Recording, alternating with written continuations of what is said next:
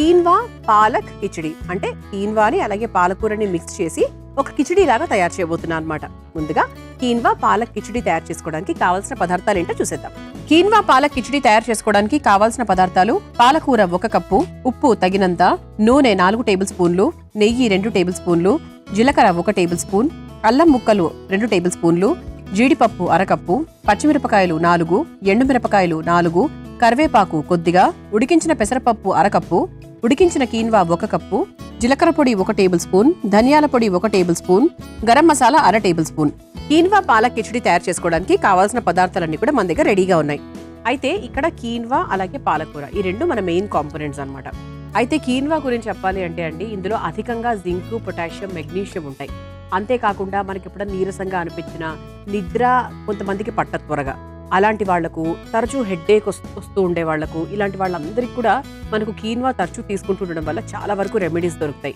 అంతేకాకుండా కండరాల బలంగా ఉండడానికి, మనకి కొంతమందికి మజిల్ స్ట్రెంత్ చాలా వరకు తగ్గిపోతూ ఉంటుంది, అలాంటి వాళ్ళకి మజిల్ స్ట్రెంథనింగ్ చేసుకోవడానికి ఇది చాలా బాగా ఉపయోగపడుతుంది.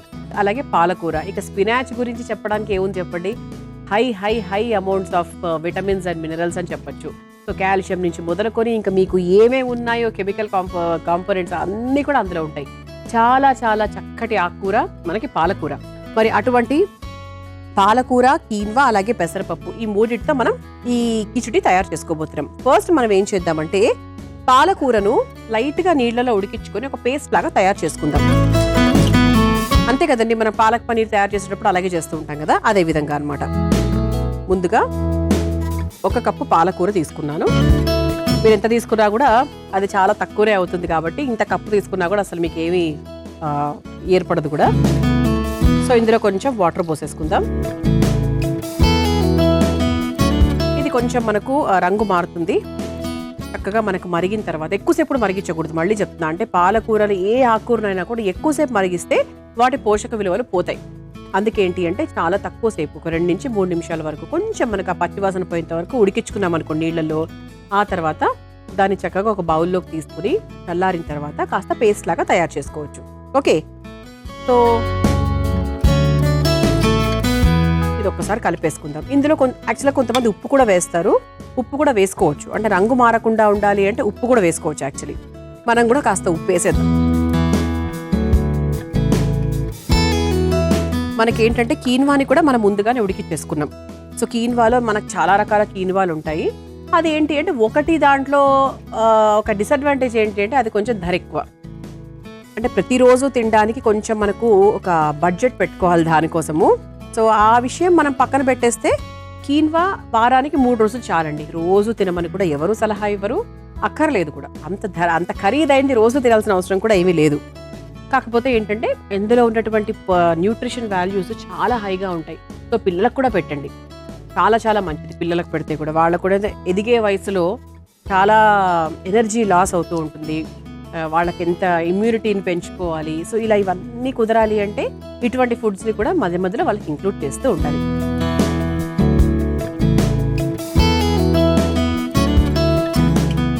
ఇది కొంచెం ఉడకాలండి, ఒక 2 నిమిషాల పాటు దాన్ని అలా వదిలేద్దాం.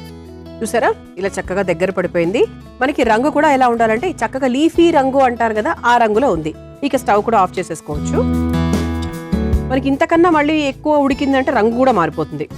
మనం ఉప్పు వేసుకున్నాం కాబట్టి రంగు కూడా మనకి అలాగే ఉంది. అలాగే ఇంతకన్నా ఉడికించుకోకూడదు. దీన్ని చక్కగా ఒక బౌల్లోకి తీసేసుకుందాం.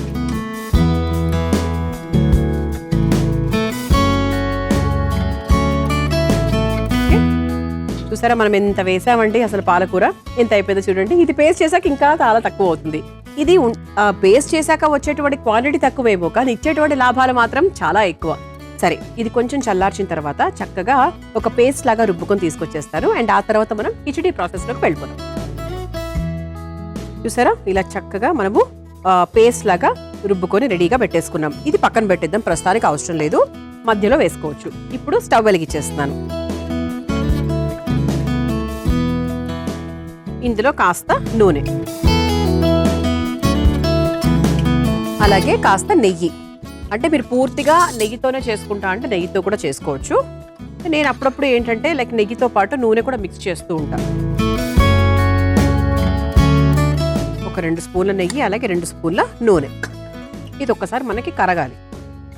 ఇది ఒక్కసారి కరిగిన తర్వాత ఇంకా కావాల్సినవన్నీ కూడా చక్కగా వేసుకుంటూ వెళ్ళిపోవడమే.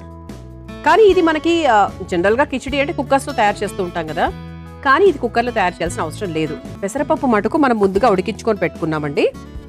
సపరేట్గా ఉడికించుకున్నాం కాబట్టి డైరెక్ట్గా చేసేయచ్చు. ఎందుకంటే పెసరపప్పు అలాగే కీన్వా ఈ రెండు కూడా సమపాడాల్లో అంటే సేమ్ టైంలో ఉడకవు. అందుకే ఏంటంటే మనం రెండింటిని కలిపి మనం కుక్కర్లో 100% వేయలేము. అందుకే సపరేట్గా ఉడికించుకుంటున్నాం అనమాట. అంటే మీ ఇంట్లో ఎప్పుడైనా కీన్వా రోజు తినే అలవాటు ఉంటే కనుక మిగిలిపోయిన కీన్వా ఉందనుకోండి, చక్కగా నెక్స్ట్ డే పొద్దున ఇలా పెసరపప్పు ఉడికించేసుకొని ఈ విధంగా తయారు చేసేసుకోవచ్చు. నెయ్యి కూడా కరిగిందండి. ఇక లైన్గా మనము వేసుకుంటూ వెళ్ళిపోవచ్చు. ముందుగా కాస్త జీలకర్ర, ఆ తర్వాత అల్లం ముక్కలు, ఆ తర్వాత జీడిపప్పు, ఆ తర్వాత పచ్చిమిరపకాయలు. ఇవన్నీ ఒక్కసారి వేగిన తర్వాత ఎండుమిరపకాయలు, ఇది కూడా ఒక్కసారి వేయించుకున్న తర్వాత కరివేపాకు, ఇది ఒకసారి బాగా మిక్స్ చేసేసుకుందాం ఇలా. ఇది కాస్త వేగిన తర్వాత మనం ముందుగా తయారు చేసుకొని పెట్టుకున్నటువంటి ఈ పాలక్ పేస్ట్ ఏదైతే ఉందో అది కూడా ఒకసారి వేసేసుకుందాం. ఇందులో కొన్ని నీళ్లు కూడా పోసుకొని రెడీగా పెట్టుకుందామండి. అవసరమైతే ఈ నీళ్ళే వాడుకోవచ్చు.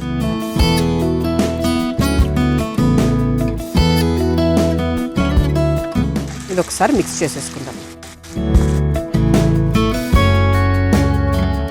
రంగు మాత్రం భలే ఉంది కదండి, చాలా అంటే గ్యారంటీ కలర్ అంటారు కదా, అలాంటిది అనమాట. ఇది ఒకసారి కలిసిన తర్వాత మనం ముందుగా ఉడికించుకొని పెట్టుకున్నటువంటి ఈ పెసరపప్పు ముద్ద ఏదైతే ఉందో అది ఒక హాఫ్ వేసుకుందాము. దాని సమానంగా కీన్వా కూడా వేసుకుందాం. కీన్వా కూడా మనం ముందుగానే చక్కగా పొడి పొడిగా ఉడికించుకొని పెట్టుకున్నాము. సో దాన్ని కూడా సమానంగా వేసేసుకుందాం. ఇది ఒకసారి మిక్స్ చేసేసుకుందాం. కొంచెం మీడియం ఫ్లేమ్లో కూడా పెట్టుకోవచ్చు. కలర్ చూసారు ఎంత బాగుందో. అందుకే చెప్పా, అంటే బాక్సుల్లో బాగుంటుంది. మనము బ్రేక్ఫాస్ట్ స్కిప్ చేసుకుని డైరెక్ట్గా లంచ్ తినేవాళ్ళు చాలామంది ఉంటారు. సో అలాంటి వాళ్ళు కూడా హాయిగా తినచ్చు.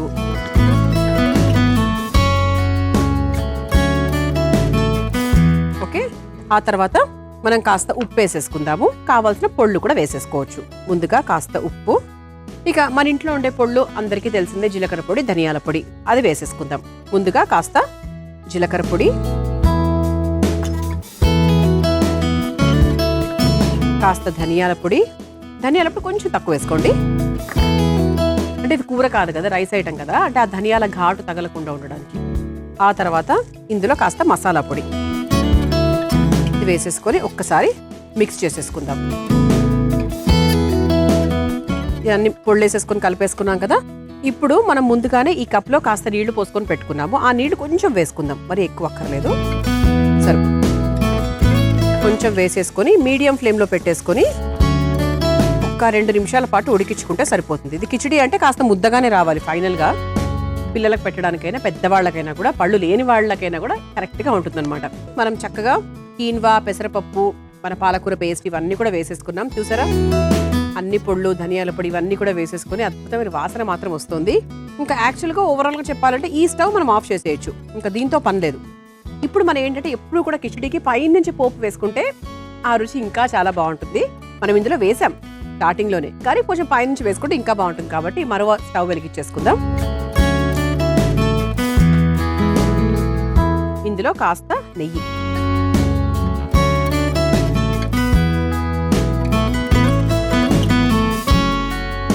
జస్ట్ ఏంటంటే మనకు ఈ పోపులో ఈ నెయ్యి పోపు పైనుంచి వేస్తే బాగుంటుంది కదా, అలా అనమాట.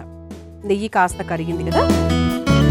ఆ తర్వాత ఇక కారానికి తగ్గట్టుగా ఎండుమిరపకాయలు, అలాగే జీడిపప్పు,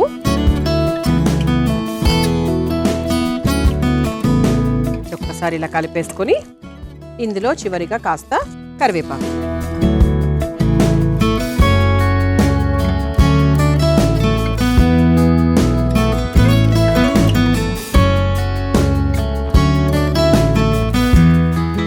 పోపు పూర్తి అయిపోయిందండి. ఇక స్టవ్ కూడా ఆఫ్ చేసేసుకున్నాము. ఇప్పుడు ఒక సర్వింగ్ బౌల్లోకి తీసేసుకుందాం.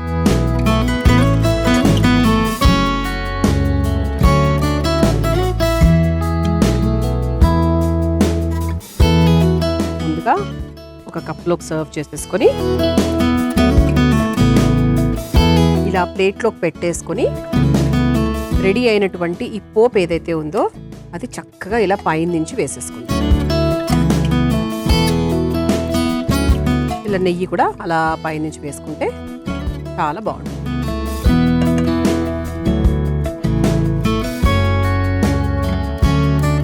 ఇలా చక్కగా వేడివేడిగా కమ్మగా కీన్వా పాలక్ కిచిడి తయారైపోయింది. దీన్ని మీరు తయారు చేసుకోవాలనుకుంటే కావాల్సిన పదార్థాలు, తయారు చేసుకునే విధానం మరొకసారి చూసేయండి.